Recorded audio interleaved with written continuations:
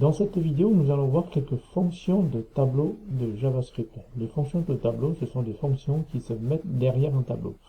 La première qu'on va voir est la fonction map.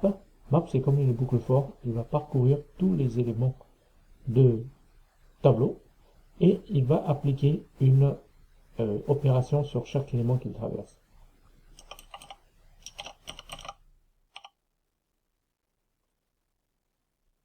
Donc je mets derrière le tableau la fonction map. Et dans les parenthèses, je vais mettre une fonction anonyme qui va s'appliquer à chaque élément d'un tableau. Donc je vais en paramètre item. Et là, je vais faire un return de item fois 2. Et le tout, je vais le mettre dans un new tab. Et je vais faire un console log de new tab. Le résultat est que chaque item a été multiplié par 2. On trouvera une autre syntaxe un peu plus réduite qui est sur une ligne. Là, vous avez remarqué que j'avais un return. Si je fais sur une seule ligne,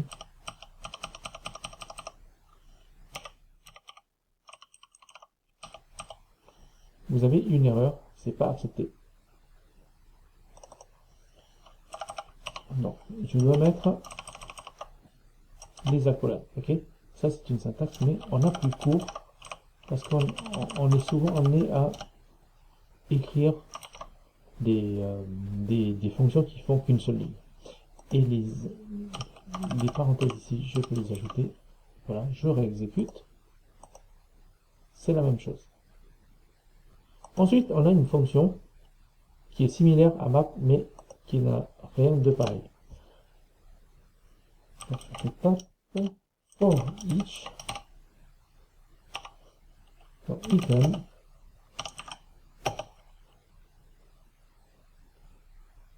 et je fais un console log de item.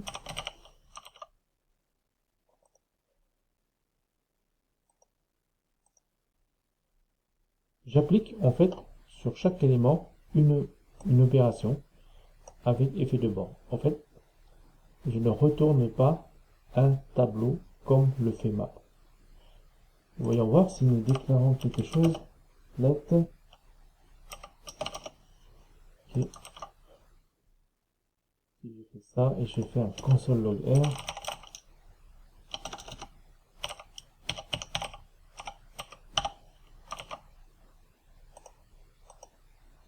j'ai un undefined. Ok. Ça c'est parce que j'ai pas fait de return. Ok. Voyons voir. Alors je m'attends à voir R avec les items qui sont parcourus.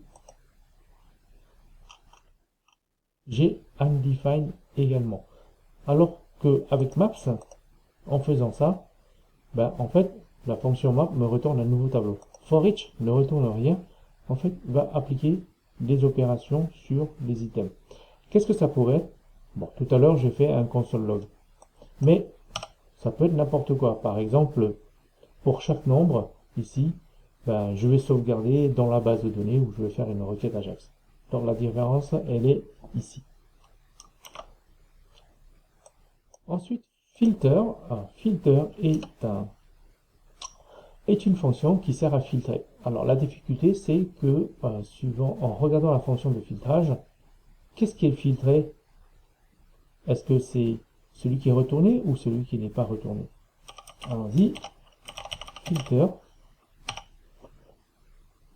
item,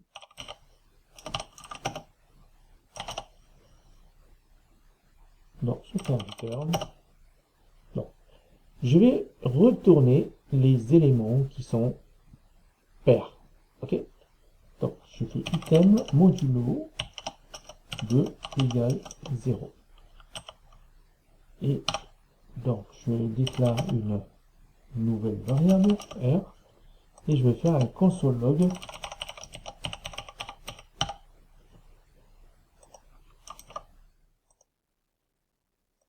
voyez le résultat.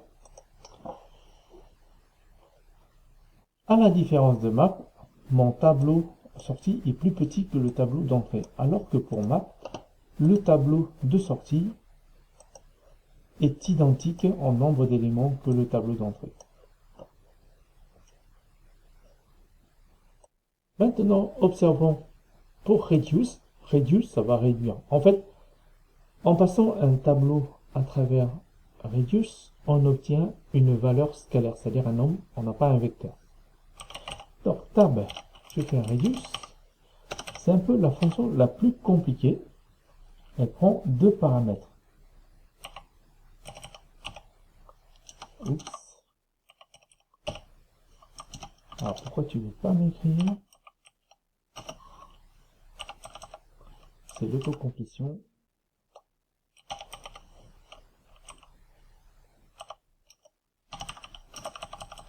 Je vais quand même mettre des parenthèses ici pour que ce soit plus clair. Ici, reduce prend deux paramètres. En fait, ACC, c'est l'accumulateur et cœur, c'est l'item courant. En fait, cette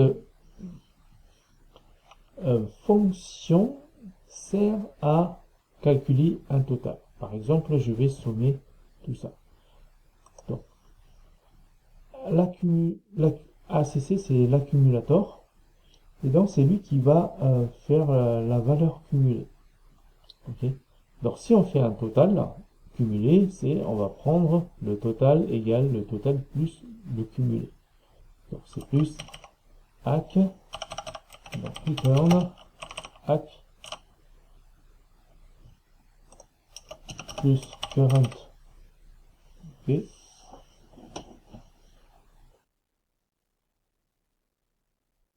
Mais quelle est la valeur de l'accumulateur au début? Eh bien, on va l'initier à une certaine valeur et c'est le second paramètre de la fonction. Donc, initial, ça vaut 0.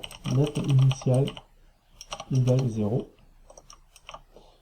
Et donc, ça, je vais mettre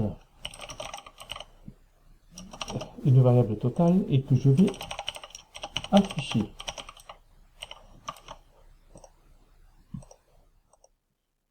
Donc c'est 21, ok. Cette fonction est un peu plus difficile. Alors là, j'ai fait un total cumulé, mais ça peut être n'importe quelle fonction, ok. Et on termine par la fonction sort. Alors, pour l'instant, on va laisser comme ça. La fonction sort permet de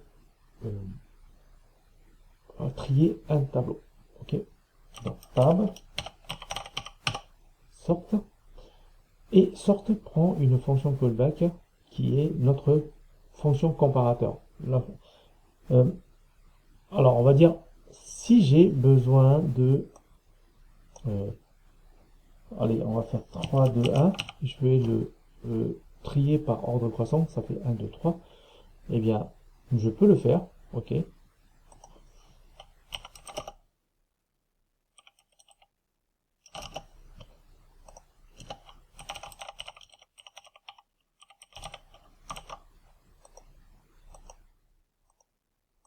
Là j'ai 1, 2, 3, d'accord. Mais normalement sort prend une fonction callback, là je vais mettre une fonction anonyme qui va définir comment on va comparer. En fait, on compare deux items, A et B. Quelles sont les issues possibles? Il y en a trois. Soit A est plus petit que B, soit A est plus grand que B, et soit A est égal à B.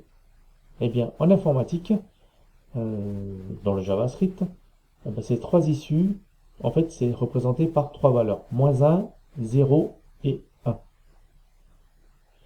Donc, votre fonction callback, votre comparateur, ou votre compareur, comme on peut l'appeler des fois, eh bien, on va définir à quel moment on va avoir moins 1, à quel moment on va avoir 0, et à quel moment on va avoir 1. Donc, je vais définir une fonction ici, compareur. Donc, notre fonction compareur va prendre A et B. Ok. Donc, on va retourner une valeur, moins 1 1 ou 0 en fonction de la grandeur des deux nombres. Donc, if A est plus petit que B, je fais un return moins 1. Ok. If A est plus grand que B, ben, je vais faire un return 1. Et dans le cas échéant, c'est un return 0.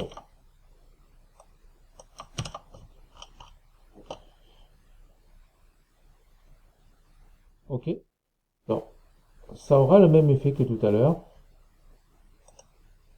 Et voilà, je suis à 1, 2, 3. Alors, si je vais inverser,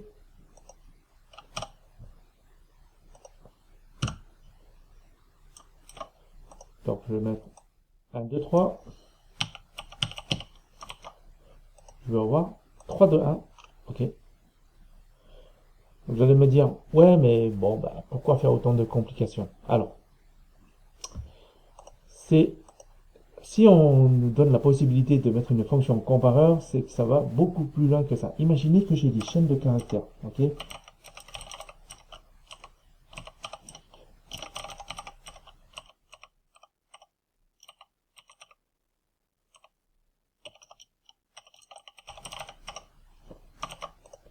Maintenant, si je veux comparer,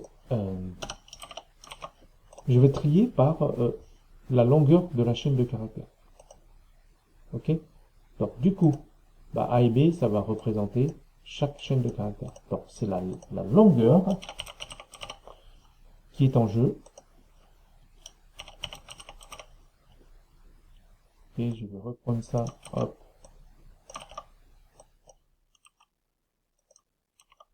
Ok.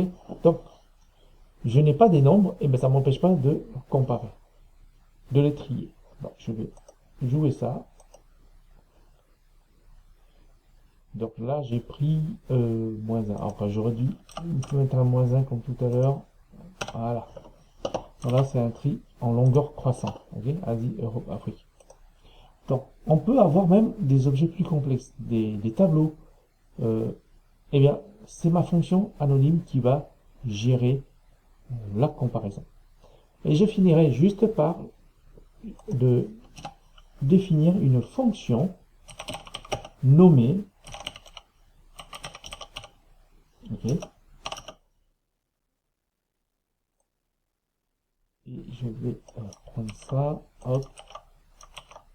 Je prépare ma fonction nommée et maintenant je peux l'injecter dans la fonction sorte et j'aurai le même résultat. Voilà, c'était tout. Alors, je vous ai présenté quelques fonctions. Ok. Map. Eh bien, la sortie a le même nombre d'éléments que l'entrée. For each qui est aussi une boucle comme map sur un tableau, mais sauf que lui, il ne vous retourne pas un tableau. Il fait des actions et puis basta. Le filter est un filtre, donc votre tableau à l'arrivée est plus petit que le tableau de départ. Pour reduce, eh bien, on n'a pas de tableau à l'arrivée, on a une valeur scalaire, on a un nombre. Et la fonction sort, eh bien, elle sert à trier et elle peut prendre une fonction callback qu'on peut définir comme on veut pour réaliser des comparaisons, des tris très complexes. Je vous ai présenté 5 fonctions ici, mais il y en a beaucoup d'autres. Regardez, il y a alors je vais revenir sur map. Regardez, il y a plein de fonctions ici. Il y a sum, ok. Il y a aussi every normalement. Il y a flat, flat map, find, every. Je vous invite à explorer ces fonctions, au moins les voir une fois pour voir ce que ça fait, même si vous ne les utilisez pas, c'est pas grave, vous saurez que ça existe, ça vous évitera d'inventer l'eau chaude.